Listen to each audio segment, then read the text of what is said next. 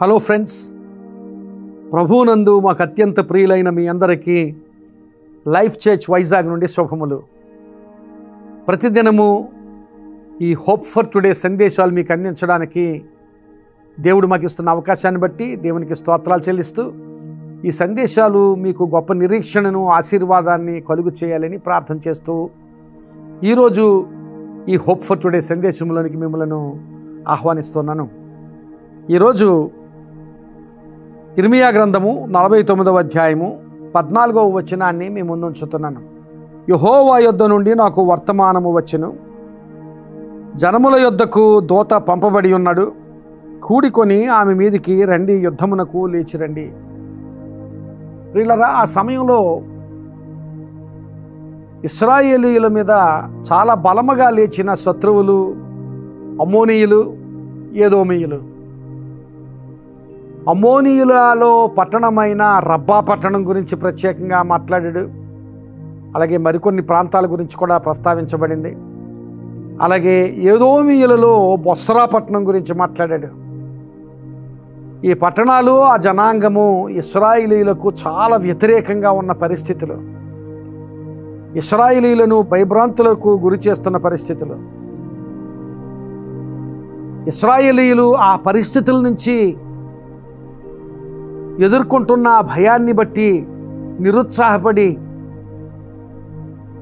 ఎంతో ధైర్యం కోల్పోయిన పరిస్థితులు. అలాంటి పరిస్థితుల మధ్య భక్తుడైన ఇర్మియా మాట్లాడుతున్నాడు, యెహోవా యొద్ద నుండి నాకు వర్తమానము వచ్చెను, లేక నాకు సమాచారము వచ్చెను.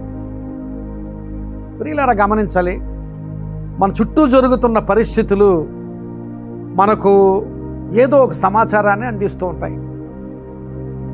భయాన్ని కలిగించే పరిస్థితులైతే మనల్ని భయపెట్టే సమాచారాన్ని అందిస్తాయి. మనల్ని నిరుత్సాహపరిచే సంఘటనలు చోటు చేసుకుంటుంటే మనం నిరుత్సాహపడే సందేశాన్ని అందిస్తూ ఉంటాయి. అలాగే మన చుట్టూ జరుగుతున్న వార్తలు వింటూ ఉంటాం.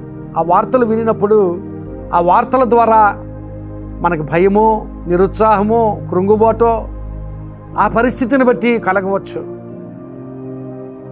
అలాంటి పరిస్థితులనే ఇశ్రాయేలు ప్రజలు ఎదుర్కొంటున్న స్థితిలో, భయాన్ని ఎదుర్కొంటున్న స్థితిలో, నిరుత్సాహాన్ని, నిస్పృహను ఎదుర్కొంటున్న స్థితిలో ఇశ్రాయేలీయుల మధ్యకు ప్రవక్త అయిన ఇర్మియా వచ్చి యెహోవా యొద్ద నుండి నాకు వర్తమానము వచ్చెను అంటున్నాడు. ఏమిటి అంటే, దేవుడు అలాంటి బలమైన శత్రువులందరి మీద ఇశ్రాయేలీయులకు జయమివ్వబోతున్నాడు, ఆ పట్టణాలను పాడైన దెబ్బలుగా దేవుడు చేయబోతున్నాడు అనే వర్తమానమును యెహోవా పంపినట్లుగా, దేవుడు పంపినట్లుగా భక్తుడైన ఇర్మియా ఆ ఇశ్రాయేలు ప్రజలకు అందిస్తున్నాడు. ప్రియులారా, ఈరోజు మనమున్న స్థితిగతులు ఎంత వ్యతిరేకమైనవైనా కావచ్చు, మనమున్న పరిస్థితులు చాలా భయాన్ని, నిరుత్సాహాన్ని, నిస్పృహను కలిగిస్తూ ఉండొచ్చు. అలాంటి సందేశాన్ని, అలాంటి వర్తమానాన్ని మన పరిస్థితులు మనకి అందిస్తూ ఉండొచ్చు. వాటన్నిటి మధ్య దేవుడు మనకు అందించే సందేశం ఉంది.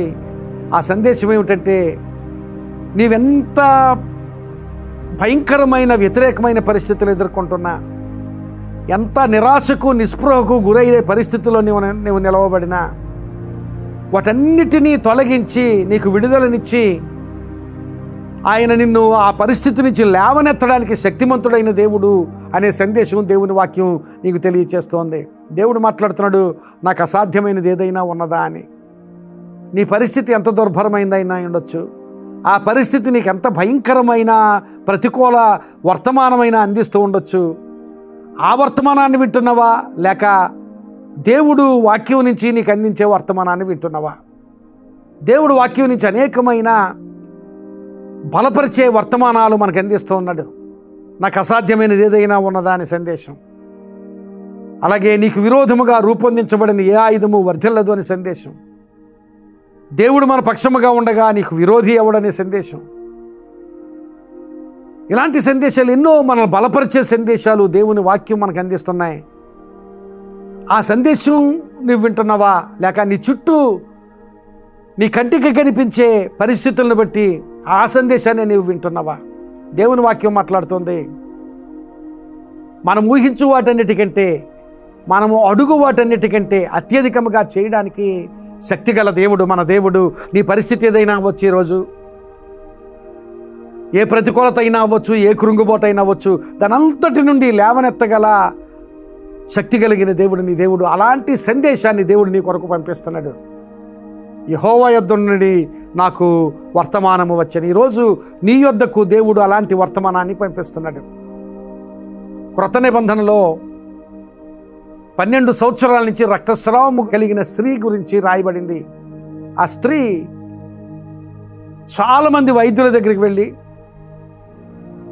ఎంతోమంది వైద్యుల దగ్గరికి వెళ్ళి తనకున్నదంతా వ్యయపరుచుకొని ఎంత మాత్రము బాగుపడక మరింత సంకటపడిను అని దేవుని వాక్యంలో రాయబడింది. అంటే ఎంతమంది వైద్యుల దగ్గరికి వెళ్ళిందో లెక్కలేదు. అయితే వైద్యుల దగ్గరికి వెళ్ళే ఆ పరంపరలో తనకున్న అంత వ్యయపరిచేసుకుంది. తనకున్న ధనం ఏమిటి, తనకున్న ఆస్తి ఏమిటి, అంత వ్యయపరుచుకుంది. ఇంతకుముందు వ్యాధి ఉన్నప్పటికీ బాగు చేయించుకొనగలను అనుకునే ధైర్యాన్ని ఇచ్చే డబ్బు ఉంది. కానీ ఇప్పుడు ఆ డబ్బు కూడా పోయింది కనుక వ్యాధి మిగిలిపోయింది. ఎంత ఖర్చు చేసినా తగ్గకుండా అది అలా మిగిలిపోయింది. డబ్బంతా వ్యయమైపోయింది. ఇక ఏమీ లేని స్థితిలో, మరింత సంకటపడే స్థితిలో, అలాంటి స్థితిలో నిలవబడింది ఆ స్త్రీ. ఆ స్త్రీ నిలవబడిన స్థితి ఏమిటంటే, డాక్టర్లు నీ వ్యాధిని నయం చేయలేరు అనే సందేశం. ఒకవేళ ఎక్కడైనా ఇంకా మెరుగైన వైద్యం దొరికినా ఆ వైద్యాన్ని చేయించుకోగలిగే స్తోమత నీకు లేదు అనే సందేశం. నీ శరీరంలో వ్యాధి ఇక ఏమాత్రం కూడా పోదు అనే సందేశం. ఇలాంటి సందేశాలే వింటుంది ఆమె. దానంతటి మధ్యలో ఒక మాట ఉంది, యేసును గూర్చి విని ఆయన వస్త్రపు చెంగు మాత్రము ముట్టినా బాగుపడదని అనుకుని వెళ్ళి ఆయన వస్త్రపు చెంగు ముట్టింది. ఆ ముట్టిన వెంటనే స్వస్థత. ప్రియులారా గమనించాలి, మన పరిస్థితులు ఎంత విపత్కరమైనవైనా, ఎంత భయాన్ని కలిగించేవైనా,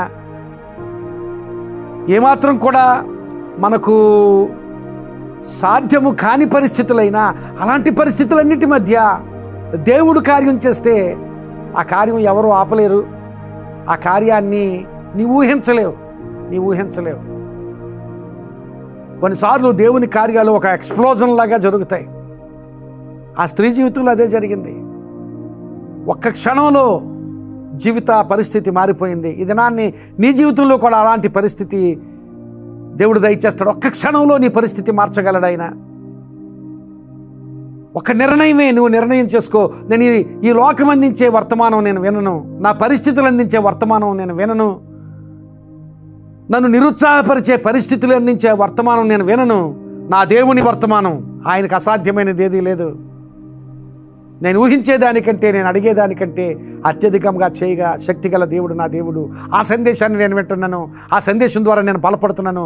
దేవుడు నా జీవితంలో గొప్ప కార్యాలు చేయగలడు.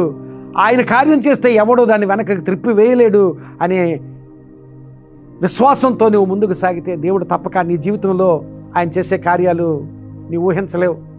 నీ పరిస్థితి కనురెప్పపాటులో ఆయన మార్చేయగలడు.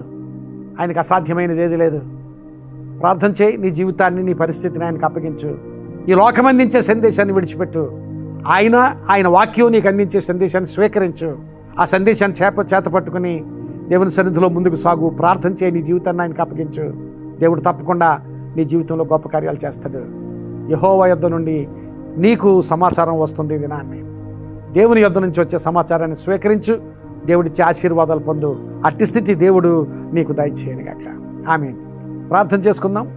ప్రియుడైన మా తండ్రి, కృపగల మా దేవ, నిజమే ప్రభువా, ఈ లోకం నిరుత్సాహాన్ని, భయాన్ని, నిస్పృహను మా ముందు ఉంచుతుంది. ఆ సందేశాన్ని మేము స్వీకరించడం లేదు ప్రభువా. నీ సన్నిధి నుండి, నీ వాక్యం నుండి మేము పొందుకునే సందేశాన్ని స్వీకరించి ధైర్యం పొందుకొని మా జీవితాల్లో ముందుకు కొనసాగాలని నిర్ణయం చేసుకుంటున్నాం. మా జీవితాల్లో గొప్ప మార్పు, ఆశీర్వాదం దయచేసి నేను స్తుతించగలిగేటట్లుగా గొప్ప కార్యం జరిగించమని, ఈ మాటలు విన్న వారికి అందరికీ అట్టి ఆశీర్వాద స్థితి దయచేయమని యేసు నామమున అడుగుచున్నాం తండ్రి. Amen. God bless you friend. May this message be a blessing in your life. ఈ సందేశం నీకు ఆశీర్వాదకరంగా ఉంటే దయచేసి మీకు తెలిసిన వారికి ఈ సందేశాన్ని, ఈ వీడియోను పంపించండి. వాళ్ళు కూడా ఆశీర్వదించబడితే దేవుడు మిమ్మల్ని ఆశీర్వదిస్తాడు. God bless you.